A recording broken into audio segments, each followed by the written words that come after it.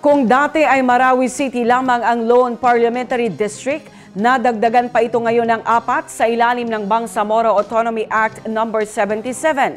Tulad ng Marawi City, Lone Parliamentary District na rin ang bayan ng Parang at Sultan Kudarat ng Maguindanao del Norte, Bungaw ng Tawi-Tawi at Lamitan City ng Basilan. Ang detalye mula kay Naptali Velarde. Lone Parliamentary District na ang lungsod ng Marawi sa ilalim ng Bangsamoro Autonomy Act No. 58. Sa bagong batas na Bangsamoro Autonomy Act No. 77, nananatili itong Lone District na mayroong 259,993 na populasyon sa ilalim ng bagong redistricting law o ang Bangsamoro Autonomy Act No. 77. Lone Parliamentary District na rin ang Parang Maguindanao del Norte na may populasyon na 123,209 at ang Sultan Kudarat na mayroong populasyon na 124,965.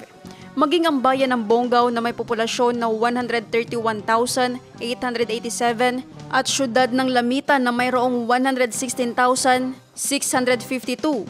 Ang bagong redistricting ay base sa 2024 census ng Philippine Statistics Authority kung saan ang BARM ay mayroong populasyon na 4,545,486. Naptali Velarde, iMinds, Philippines.